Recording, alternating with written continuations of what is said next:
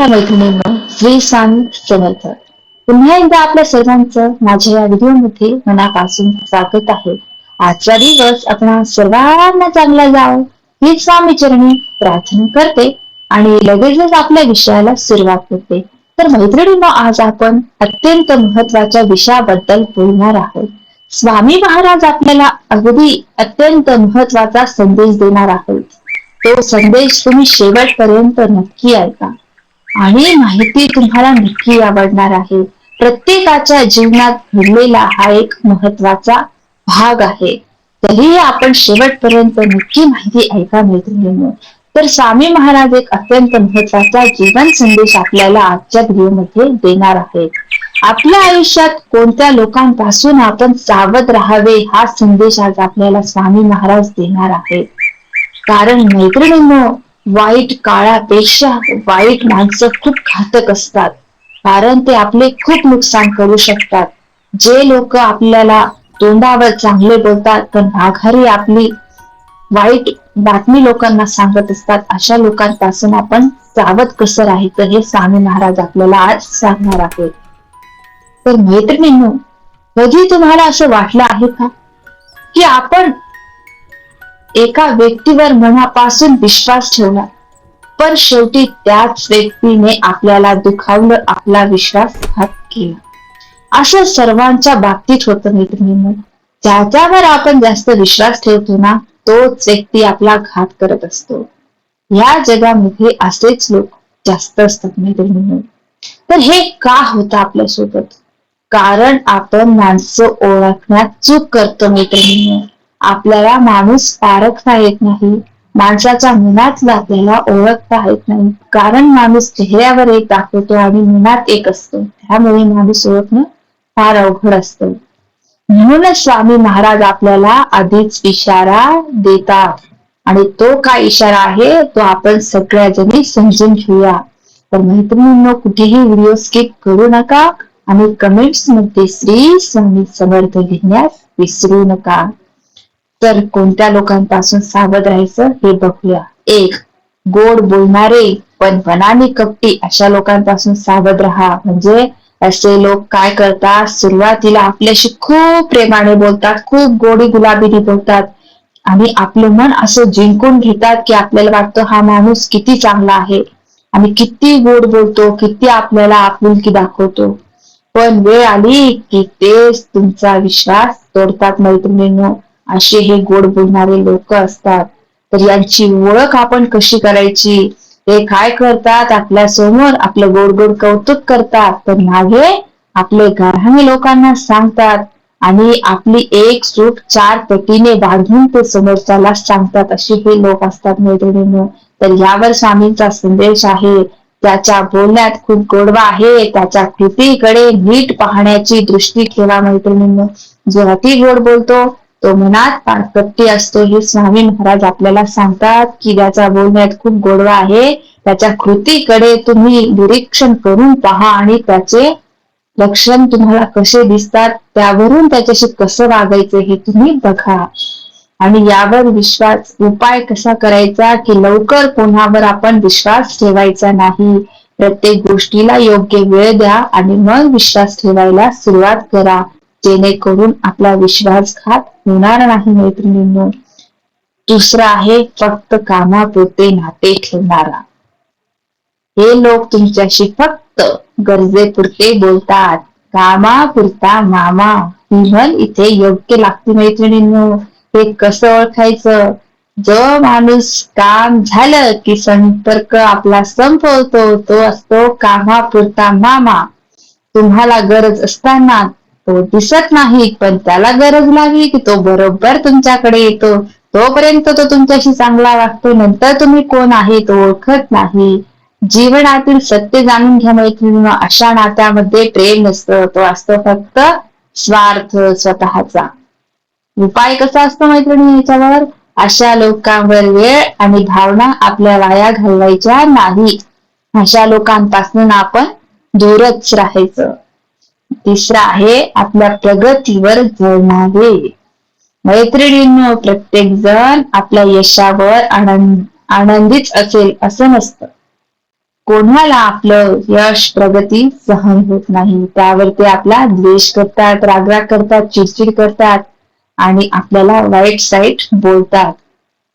याची ओळख कशी करायची? जो माणूस तुमच्या यशावर शांत राहतो त्याला तुमचा राग आलेला असतो आणि जो तुमच्या सोबत सेलिब्रेशन करतो तो नेहमी तुमच्या यशात सामील होतो किंवा नकळत तो तुम्हाला टोमणे मारतो. टोमणे मारायची तर भरपूर लोकांना सवय असते मैत्रिणींनो. आपले आसपासचे लोक, नातेवाईक टोमणे मारायला फार हुशार असतात. त्याच्यावर स्वामी इशारा देतात, ईर्ष्या करणारा माणूस कधी तुमचा भला विचार करणारच नाही मैत्रिणींनो. ज्या माणसाला लोकांबद्दल ईर्ष्या असते, द्वेष असतो, मत्सर असतो, ज्याला फक्त मलाच चांगलं म्हणा आणि दुसऱ्यांना वाईट म्हणा असा जो व्यक्ती असतो तो कधीच कोणाचा चांगला विचार करत नाही मैत्रिणींनो. आणि असे लोक आपल्या आजूबाजूला नेहमीच असतात. याचा उपाय असा आहे, तुमचं काम करत राहा, उत्तर तुमचं यश देईल. हे स्वामी महाराज नक्की बरोबर बोलतात. आपलं यश प्रत्येकाच्या तोंडावर उत्तर देतं मैत्रिणींनो. जो आपल्याला त्या विषयावर बोलतो तो विषय त्याच्या बाबतीत घडतो आणि तिथंच त्याचा अनुभव आपल्याला येतो आणि हे खरंच होतं मैत्रिणींनो. हा माझा अनुभव आहे. गुपित पसरवणारे, ज्यांना आपण मनातलं सांगतो तेच आपल्या मनातलं बाहेर करणारे लोक. लक्षात ठेवा मैत्रिणींनो, जो इतरांचे गुपित सांगतो तो तुमचंही सांगेल. जेव्हा तो दुसऱ्यांनी जे काही सांगितलेलं तो आपल्याला येऊन सांगतो, जेव्हा आपण त्याला ते सांगतो तो त्याच व्यक्तीला जाऊन सांगणार मैत्रिणी. अशा लोकांपासून आपण सावध राहिलं पाहिजे. अशी ओळख कशी असते त्यांची, सतत दुसऱ्यांबद्दल हे बोलत असतात आणि वेगवेगळी चुकीची अफवा पसरवत असतात. असे हे लोक असतात मैत्रिणींनो. उपाय काय सांगतात महाराज? तुमच्या आयुष्यातील महत्वाच्या गोष्टी सर्वांशी शेअर करू नका. जितकं आहे तितकं मोजकं बोलायचं. जास्त संबंध अशा लोकांशी ठेवायचा नाही. 5वा आहे नकारात्मक विचारांचे लोक. अशा लोकांमुळे तुमचा आत्मविश्वास हळूहळू कमी होतो. जे लोक सतत नकारात्मक बोलतात ना, आता आपण जर म्हटलं त्यांना तुम्ही हे करणार आहे, पण तो समोरचा काय म्हणणार? तुझ्याकडनं होईल का? तुला करता येईल का? ते शक्य आहे का? तो असं म्हणणार नाही की खरंच अरे तू करू शकतो. हे असतात नकारात्मक लोक, त्यांना आपण पुढे गेलेलं आवडत नाही. ओळख, बरोबर तुझ्याकडनं होणार नाही असं वारंवार ते आपल्याला सांगत असतात. प्रत्येक गोष्टीत आपल्याला भीती दाखवतात. आपल्याला मनात भीती दाखवतात आणि आपला आत्मविश्वास कमी करून घेतात. स्वामींचं तत्व इथं काय सांगतं? जसा संग तसा रंग, म्हणजे जसा त्याचा संग असतो तसाच तो रंग दाखवत असतो. याच्यावर उपाय काय करायचा? आपण सकारात्मक लोकांच्या सहवासात राहायचं. जे लोक चांगले बोलतात, मनाने चांगले आहेत, विचारांनी चांगले आहेत, जे देवाचं नामस्मरण करतात, जे खूप असे शांत असतात, अशा लोकांसोबत राहायचं की जेणेकरून आपलं भविष्य चांगलं होऊ शकतो, विचार चांगले होऊ शकतात आणि आपण चांगल्या मार्गावर चालू शकतो. अशा लोकांसोबत आपण आपला वेळ घालवायचा. नाहीतर एखादं चांगलं पुस्तक किंवा नामस्मरण करत राहायचं. 6वा आहे रागीट आणि अपमान करणारे. जे सतत अपमान करणारे लोक असतात ना, त्यांच्यापासूनही सावध राहायचं. हे लोक तुमच्या स्वाभिमानाला दुखावतात. लहान गोष्टीवर तुमचा राग करतात. इतरांसमोर तुमचा अपमान करतात. अशा लोकांपासून सावध राहायचं मैत्रिणींनो. तर महत्वाचं काय? जिथे आदर नाही तिथं नातं आपण टिकवायचं नाही. जिथं आपल्याला कोणी मान देत नाही तिथं आपण जायचं नाही, उभं राहायचंही नाही. 7वा आहे वारंवार खोटं बोलणारे. एक खोटं लपवण्यासाठी अनेक खोटी बोलावी लागतात मैत्रिणींनो. जेव्हा एक खोटं लपवायचं असतं ना, तेव्हा 1000 खोटी आपल्याला पुढे पुढे आणावं लागते. आणि खोटं बोलणं प्रत्येकासमोर वेगवेगळं होत जातं मैत्रिणींनो. कारण आपल्या लक्षात नसतं आपण कोणाला काय सांगितलं आहे. त्याच्यामुळे वारंवार खोटं बोलू नये. कसं असतं ओळखायची, बोलण्यात विसंगती होते, म्हणजे पदोपदी चुकत जातं ना खोटं. खरं लपत नाही आणि खोटंही लपत नाही. सतत कारणं देतात. उपाय काय अशा लोकांवर कधीच आपण पूर्ण विश्वास ठेवायचा नाही. तर मैत्रिणींनी महत्वाचे जीवन सूत्र आहेत स्वामींच्या शिकवणीवर आधारित आहेत.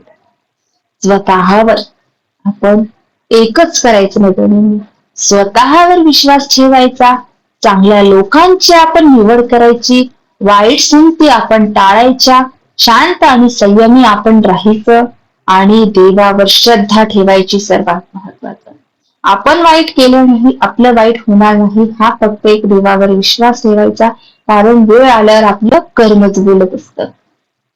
तर मैत्रिणींनो, श्री स्वामी समर्थ महाराज आपल्याला फक्त भक्तीच नाही तर योग्य जीवन जगण्याची शिकवणही देतात. मैत्रिणींनो, सावध राहा पण घाबरू नका, चांगलं करा आणि चांगल्या सोबतच तुम्ही राहा. मैत्रिणींनो, तर मैत्रिणींनो, हा संदेश तुम्हाला आवडला असेल तर एक लाईक करा, आपल्या जवळच्या लोकांना ही माहिती शेअर करा आणि अशाच आध्यात्मिक मार्गदर्शनासाठी चॅनलला सबस्क्राईब नक्की करा. गुरुर् ब्रह्मा गुरुर् विष्णू गुरुर्देव महेश्वरा, गुरु साक्षात परब्रह्म तस्मै श्री गुरुवे नमः. तर स्वामींच्या शिकवणीवर चला, आपले जीवन सुधारा, अशा वाईट लोकांपासून सावध राहा आणि योग्य मार्गदर्शन देणाऱ्या लोकांच्या संगतीत जा. चांगले विचार ठेवा आणि चांगलं आनंदी कुटुंबासहित आरोग्यदायी जीवन जगा. सुखी, आनंदी आणि समृद्धीने तुमचा आनंद, शांत आणि जीवन भरभरून द्या.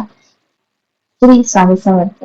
चला मग पुढच्या व्हिडिओ मध्ये भेटूया. माहिती आवडली तर एक लाईक आणि एक शेअर नक्की करा आणि व्हिडिओ शेवटपर्यंत पाहिल्याबद्दल आपल्या सर्वांचं धन्यवाद.